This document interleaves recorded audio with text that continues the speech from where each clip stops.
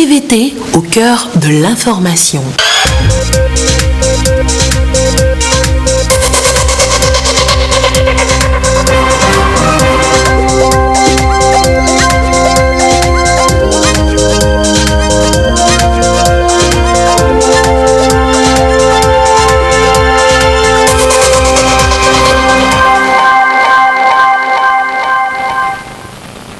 Bonsoir à tous, merci de votre attention. L'actualité ce soir, le gouverneur de Mississippi aux États-Unis prêt à aider le Togo avec le projet Prosper Africa. Il en a discuté ce matin avec le chef de l'État avant une visite à la foire Made in Togo à Togo 2000. Les impressions du visiteur dans ce journal tout à l'heure. C'est le fruit de leurs efforts. Les meilleurs au BEPC cette année s'offrent des vacances utiles, des excursions, les conduisent notamment au port autonome de Lomé pour les uns, sur les sites touristiques pour les autres. Nous les suivrons, l'air joyeux dans leur périple. Il était encore très jeune. L'artiste avait devant lui une longue carrière à succès. DJ Arafat n'ira pas plus loin. Un accident de moto l'a arraché tout ce matin à l'affection des mélomanes. L'émotion est grande. Voilà, madame, monsieur, le sommaire, bienvenue. Voici le 20h. Agriculture, énergie, infrastructure, le moins qu'on puisse dire, eh bien c'est un projet qui embrasse plusieurs domaines. L'initiative Prosper Africa a été exposée ce matin au chef de l'État par le gouverneur de l'État de Mississippi en séjour à Lomé. Qu'est-ce que le Togo gagne avec ce nouveau projet? Eh bien voici les précisions avec Phil Bryan, le gouverneur. Il est au micro de Ramdan Bassina.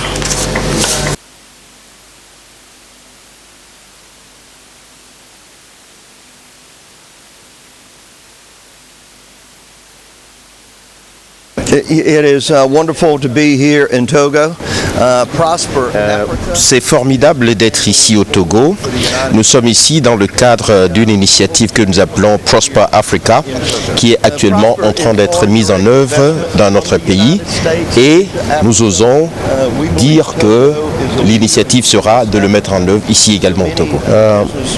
L'initiative concerne l'investissement direct étranger aux États-Unis vers l'Afrique. Et nous pensons que le Togo joue un rôle de leader dans la sous-région ouest-africaine. Et nous pensons que le Togo serait un bon point de départ.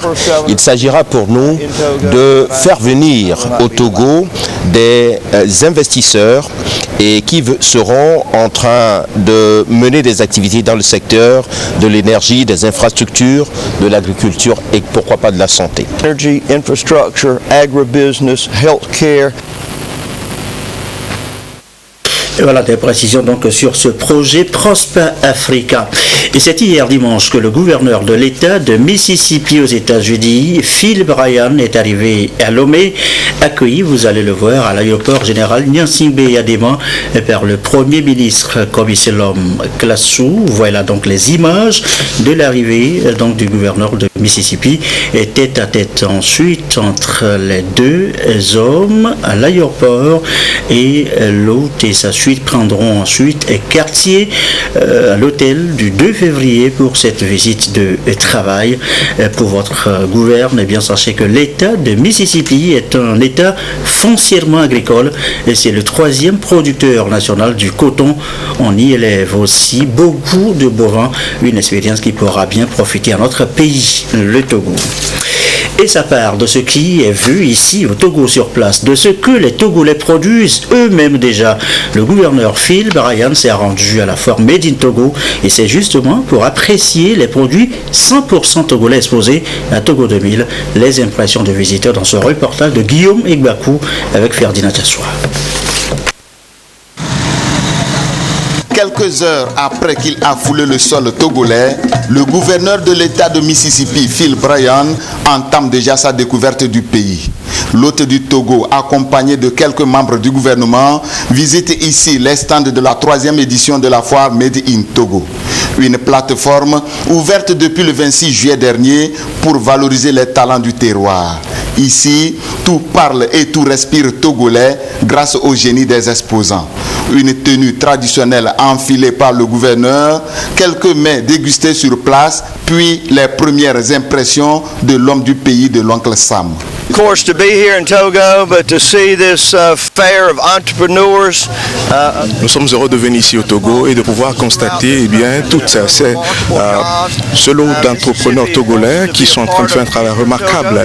Et nous, en tant que l'État de Mississippi, nous voulons également participer à l'essor et à l'avenir de cette nation. Et nous sommes contents de voir des hommes, de femmes qui contribuent déjà à la prospérité de cette nation. Et pour nous, Prosper Africa, qui est une initiative des États-Unis, participera à contribuer à faire avancer ces projets à l'avenir. Nous avons vraiment apprécié tout ce que nous avons goûté ici aujourd'hui, que ce soit la nourriture qui est une délicieuse. Nous avons également les produits locaux qui ont été faits par de bons artisans et nous avons vraiment apprécié cela. Ce qui est essentiel maintenant, c'est de voir comment est-ce que nous pouvons aider les Togolais à exporter ces produits partout au monde, surtout aux États-Unis, parce qu'il y a des consommateurs américains qui voudront bien avoir accès à ces produits togolais. Du vestimentaire à l'agroalimentaire en passant par le cosmétique, la foire Made in Togo s'inscrit parfaitement dans l'axe 2 du plan national de développement PND qui met un accent particulier sur la croissance des pôles de transformation agricole, manufacturier et d'industrie extractive. Cette visite du gouverneur de l'État de Mississippi à la 3e foire Made in Togo est un coup de pouce qui renforce davantage les liens d'amitié et de coopération entre les États-Unis d'Amérique et le Togo.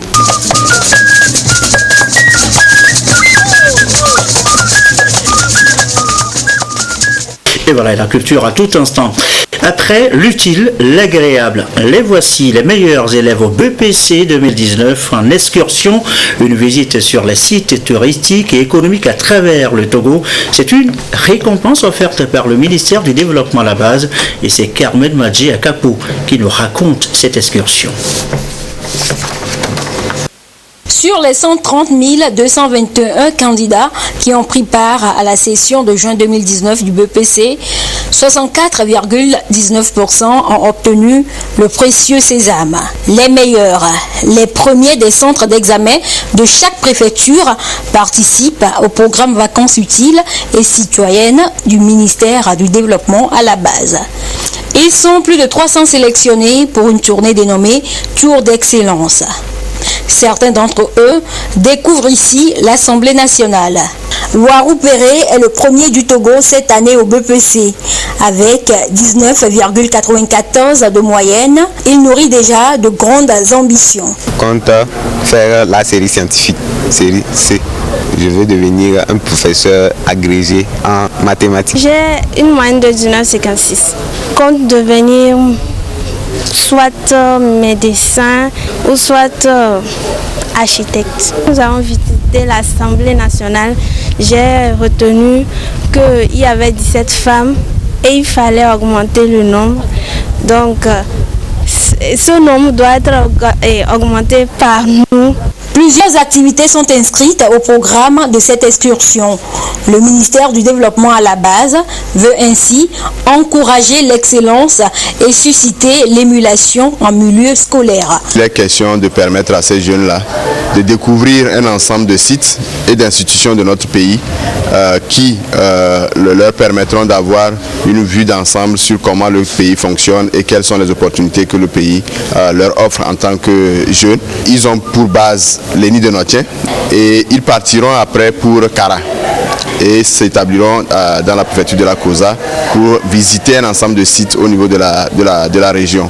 Jusqu'au 20 août prochain, ces élèves, au-delà des visites touristiques, vont également participer à des ateliers écoles et des activités d'utilité citoyenne et civique. Et voilà, une visite qui va s'amorcer dans les jours à venir. Et c'est un peu aussi la récompense pour elles. Les 30 meilleures filles au bac 2 cette année en excursion également. Et cette fois au port autonome de Lomé, le ministère de l'Action sociale encourage ainsi l'excellence et le leadership chez la jeune fille. La visite guidée avec Sonia Medipo. Une visite de terrain pour leur permettre de se faire une idée des réalités de la société portuaire. Les 30 meilleures bachelières sur le plan national posent la plupart d'entre elles pour la première fois le pied ici au port autonome de Lomé. Cette visite guidée leur a permis de découvrir et de savoir davantage sur les différents compartiments et modes de fonctionnement de cette société étatique. J'ai fait la série C, je voulais faire la mécanique, mais bon, au vu de tout cela, bon, je veux faire aussi d'autres choses, je veux changer un peu, je veux être plus polyvalent. Et bon, si je vais faire la mécanique aussi, je pense que je vais changer un peu, je ne serai plus dans le domaine des navires. Avec la série C, je pense que je peux embrasser aussi le domaine de l'économie, le domaine de la médecine par exemple aussi, j'aime aussi la médecine. Le port autonome de Lomé constitue le socle de l'économie nationale. Il est un secteur de pouvoir d'emploi. Ici, on promeut également le leadership féminin. Le port, depuis longtemps, mène cette politique de leadership féminin et la preuve, c'est que si vous venez au port, vous allez constater que nous avons beaucoup de femmes directrices. La directrice des ressources humaines, la directrice commerciale et beaucoup de femmes occupent des postes de responsabilité au niveau du port. C'est dire que nous sommes dans ce processus de leadership féminin au port autonome de Lomé. Dernière étape de cette visite, l'Assemblée nationale. Les visiteuses ont pris connaissance des lieux et ont d'ailleurs su l'immortaliser. Également dans cette édition, cette appréciation pour le Togo jugé bon élève du projet UNESCO CEFIT, et c'est sur la qualité de son enseignement. L'évaluation a eu lieu vendredi dernier. Qu'est-ce qui justifie ce bon point pour le Togo? Eh bien, on voit ça avec Sandra Aziabi.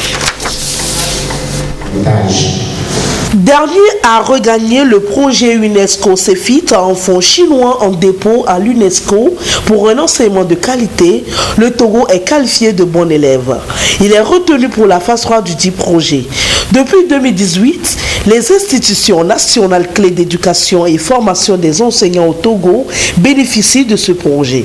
Il consiste à l'insertion d'éthique aux pratiques pédagogiques. Ceci pour améliorer les capacités de ces institutions de formation des formateurs. Après évaluation de l'UNESCO dans les différents centres de formation, le bilan est satisfaisant. L'introduction d'éthique dans l'enseignement a facilité d'abord le travail de l'enseignant, puis celui des apprenants.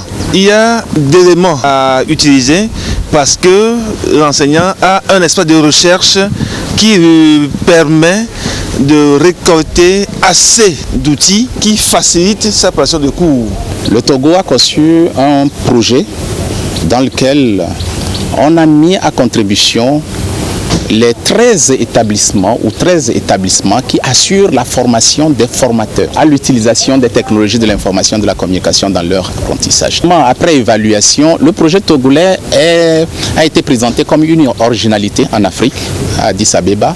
Et donc, nous avons été éligibles et au cours de cette phase-là, nous comptons au cours de cet atelier mener des réflexions pour voir dans quelle perspective nous pouvons aller. Le projet UNESCO CEFIT est une initiative de l'UNESCO pour accélérer les progrès dans la réalisation de l'éducation pour tous.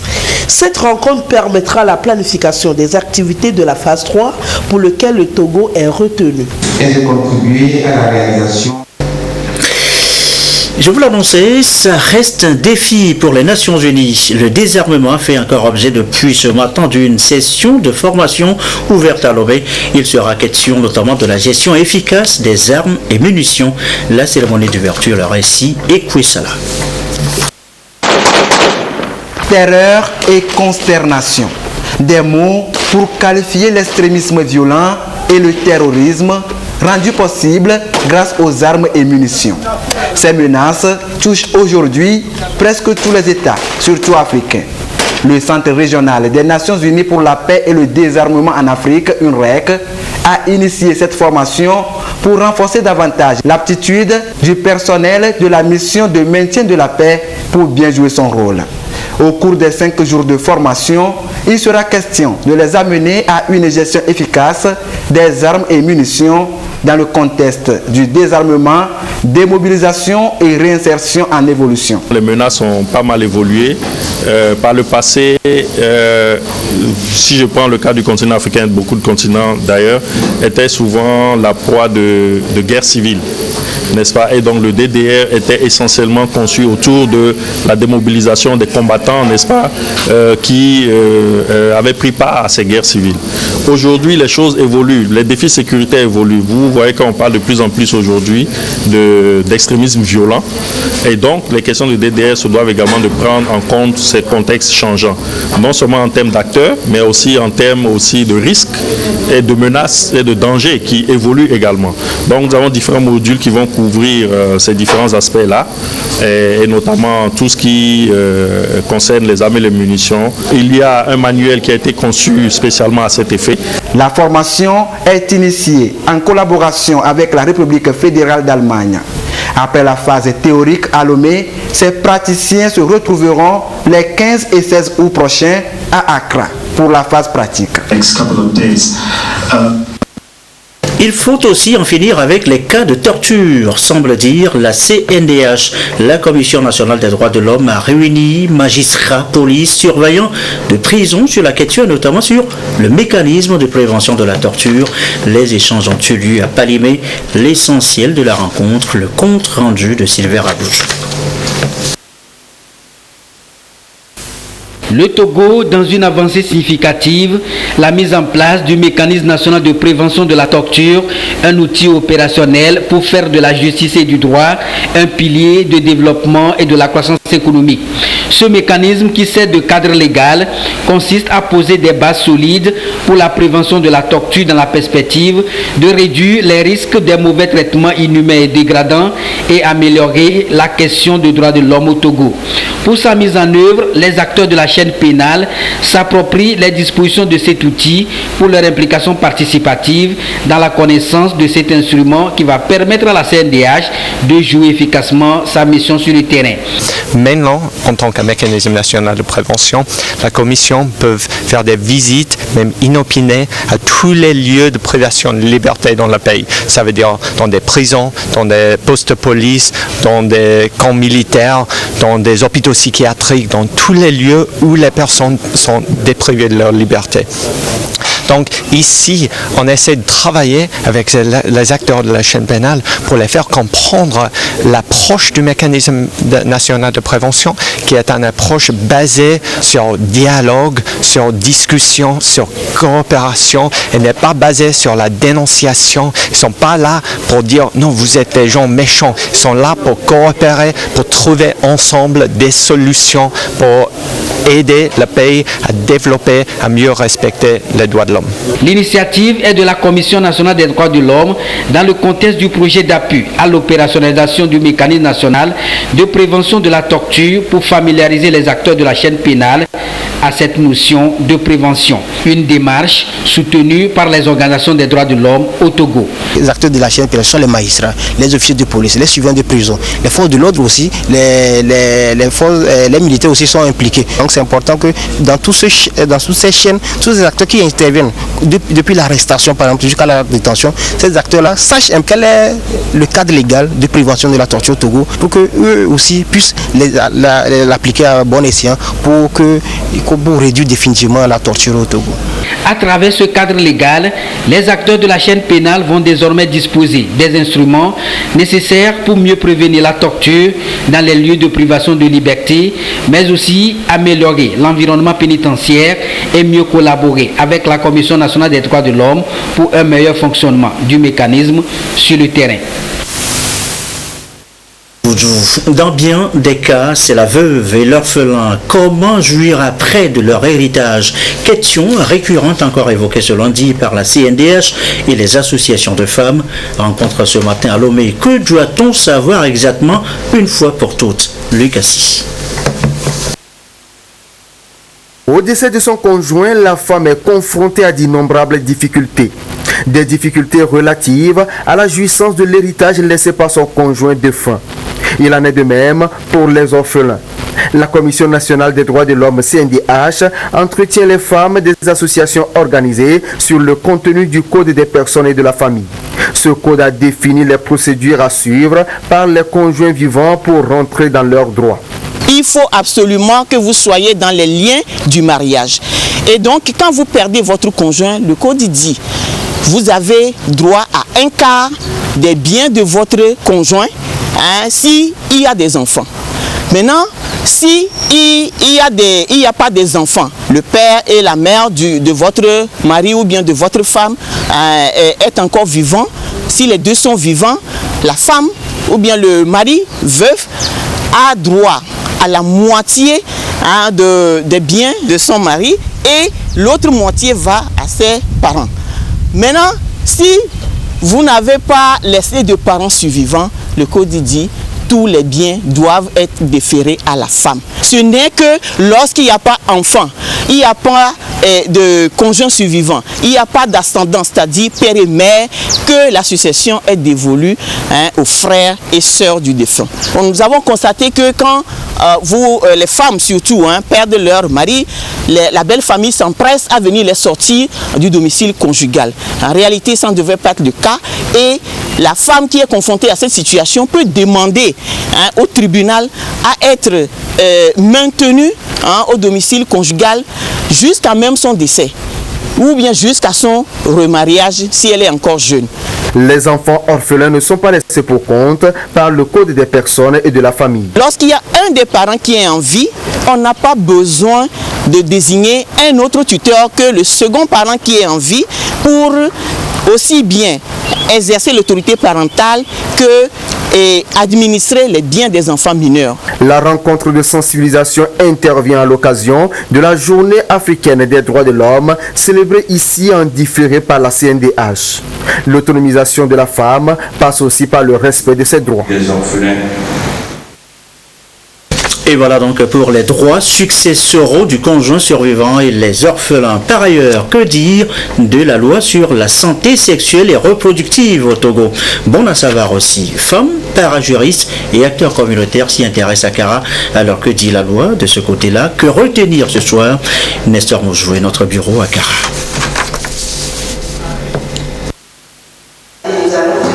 En vue de permettre à tous les Togolais de jouir pleinement de leurs droits en matière de santé sexuelle et reproductive, le Togo s'est doté de plusieurs instruments juridiques, notamment la loi numéro 2017-005 promulguée le 10 janvier 2007.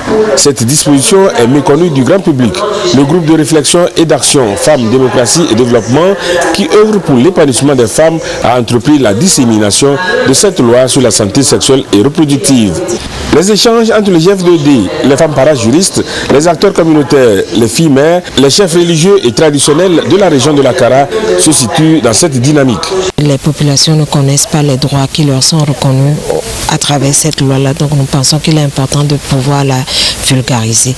Donc c'est pourquoi nous avons fait appel à ces acteurs communautaires qui travaillent sur le terrain pour nous aider à faire connaître la loi au niveau de la population et pour permettre d'éviter un certain nombre de problèmes qui se posent en matière de santé sexuelle et reproductive, notamment les grossesses précoces, les avortements clandestins et les mutilations génitales qui continuent de persister dans la région. Donc il y aura des émissions sur les radios, il y aura des sensibilisations de proximité. Ils sont 120 acteurs à être touchés par cette rencontre d'échange du GF2D. Leur mission sur le terrain sera d'animer à leur tour, selon leur préfecture de provenance, des causeries débats sur la loi sur la santé sexuelle et reproductive pour les populations à la base. Le GF2D est soutenu dans cette démarche par la GIZ, le bras opérationnel de la coopération allemande. C'est un rendez-vous annoncé par l'Organisation internationale de la francophonie. Un symposium aura lieu en décembre prochain à Lomé ici. Ce sera sur l'intelligence artificielle. Que faut-il déjà savoir de cette rencontre? Carmen Madiaka pour les précisions. Du Du 16 au 17 septembre prochain, la ville d'Aného accueillera un symposium sur l'intelligence artificielle. Plus d'une centaine de personnes y sont attendues. L'événement va permettre aux amoureux des nouvelles technologies de voir dans quelle mesure des machines capables de simuler l'intelligence humaine peuvent contribuer au développement durable en Afrique. C'est pour voir comment est-ce que le Togo et les pays de l'espace francophone en général vont pouvoir tirer parti de toutes ces technologies qui sont aujourd'hui inventées pour aider à l'agriculture par exemple. Dans le cadre du programme national de développement, l'agriculture est un élément essentiel.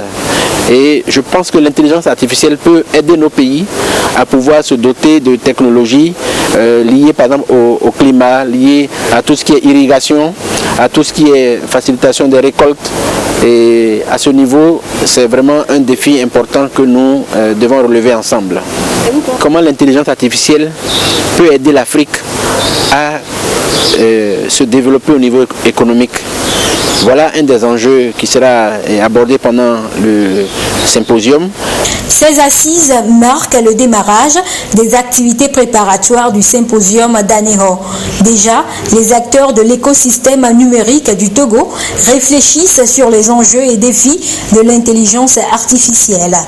Un comité préparatoire est mis en place à l'issue de cette rencontre. Le symposium d'Aného permettra au soir du 17 décembre d'asseoir une agence africaine pour l'intelligence artificielle qui aura son bureau au Togo. Autre rendez-vous à noter, WeIn, un concept de vente privée porté par de jeunes entrepreneurs de la diaspora togolaise. Les explications de ce projet de Luc Assis. Du Made in Togo valorisé sous tous ses angles. Divers produits exposés dans un concept innovant de vente privée. Nous sommes ici au stand Mi-Art. On y trouve un peu de tout. Des sacs en panier rosier jusqu'aux tasses magiques. L'entrepreneuriat togolais visiblement en marche. Nous avons des cadres avec des pensées d'un côté et l'autre le motif en paille. Nous avons des sacs à base de rosier avec l'intérieur en paille. Voilà. Et du cuir. Nous avons les kimonos.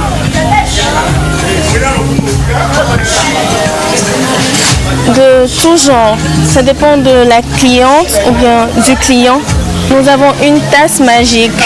C'est une tasse dans laquelle, lorsqu'on verse de l'eau chaude du moins, elle se transforme. Et là, nous avons prévu qu'elle se transforme en motif en paille. Oui, nous avons vendu et nous sommes en train de vendre. Nous continuons par vendre. Juste en face de Mi-Art, les dépositaires de la griffe Lomé. Alors c'est la marque Lomé Streetwear qui fait les t-shirts Lomé. On fait ressortir les atouts naturels de nos villes africaines. Comme par exemple Lomé se trouve sur la côte, alors c'est une ville côtière. Voilà pourquoi le cocotier. Faisons un petit peu dans le streetwear, nous avons un peu de tout. Nous avons des manches longues, nous faisons également des jeans Lomé, également des tapettes avec de différents motifs. Nous avons trouvé notre compte et nous avons pu avoir plus de visibilité pour nos produits. Outre ces produits, d'autres articles ou accessoires sont mis en exergue à cette vente privée. Il s'agit des vêtements, des perles, des produits de beauté et articles de bureau. En tout cas, les visiteurs y trouvent pour leur compte. Franchement, j'aime beaucoup les articles qui sont exposés ici. Je trouve que ça change du coup de faire des événements comme ça à Lomé. C'est l'acte 1, j'espère qu'il y aura des actes 2, 3, 4 et qu'on va toujours revenir acheter ici. En tout cas, moi je me suis fait plaisir avec un petit short qui a été acheté juste là, que je compte porter régulièrement.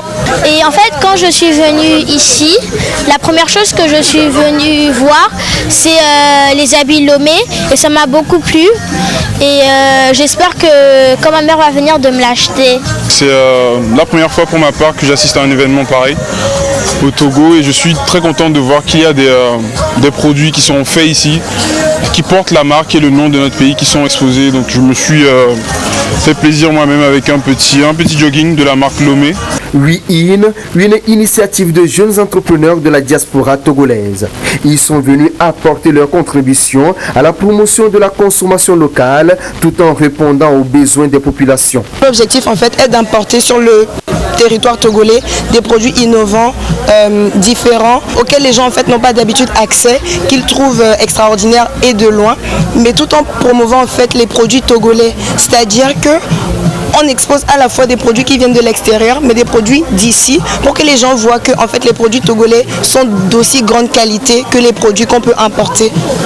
Tout le monde est autorisé à venir ici dans la mesure où l'entrée est gratuite en fait et tous les Togolais peuvent venir. D'ailleurs, la sécurité de la caisse a été prévenue pour permettre l'affluence, contrôler les gens mais tout en les laissant rentrer et pour venir faire leurs achats en fait.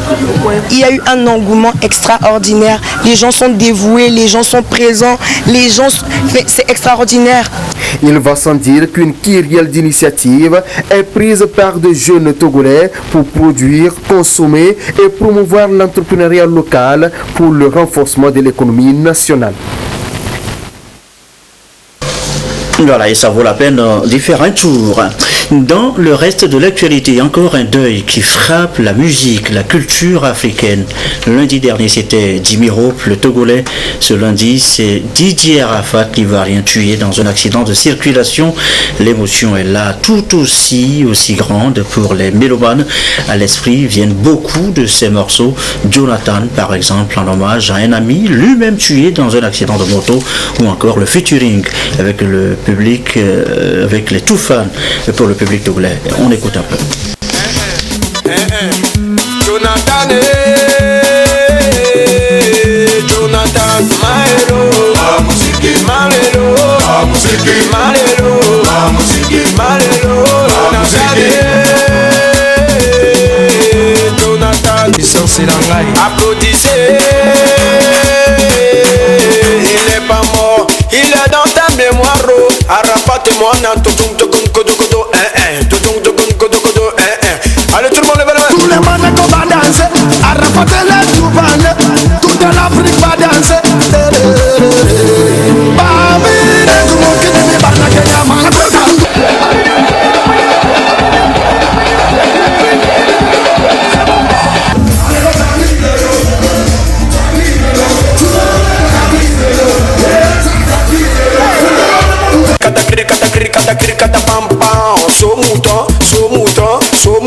S'embolement, tapis volant, s'embolement, tapis volant, équilibré, à décalement, Très bien, l'artiste ne meurt pas, l'artiste se repose, que Didier Arafat repose en paix.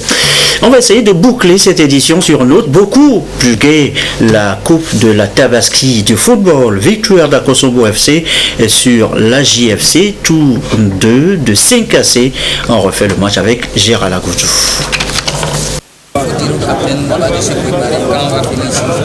La préfecture de Saint-Cassé a vibré au rythme du football dans l'après-midi de la célébration de l'Aïd El-Kébir. Démarrée le 13 juillet dernier, la compétition a mis aux prises 11 équipes venues de différents cantons de la préfecture de Saint-Cassé. La finale du tournoi de la Coupe de la Tabaski est disputée entre l'association des jeunes footballeurs de Saint-Cassé AJFC à maillot jaune et Akosombo FC à maillot blanc. Malgré les multiples occasions de but offertes dans les deux camps, c'est Akosombo FC qui a pu trouver le chemin des filets à la 89e minute. 1-0, score final. Akosombo FC décroche ainsi le trophée mis en jeu. Des prix ont été également décernés à l'équipe perdante de la finale, l'équipe du fair play, au meilleur buteur du tournoi ainsi qu'à chaque équipe participante. Nous avons plus construit l'amitié, la fraternité entre la jeunesse de 5 ans, c'est puisque au début nous avons nos ressortissants qui n'étaient pas à côté. Grâce à cette coupe, nous nous sommes retrouvés.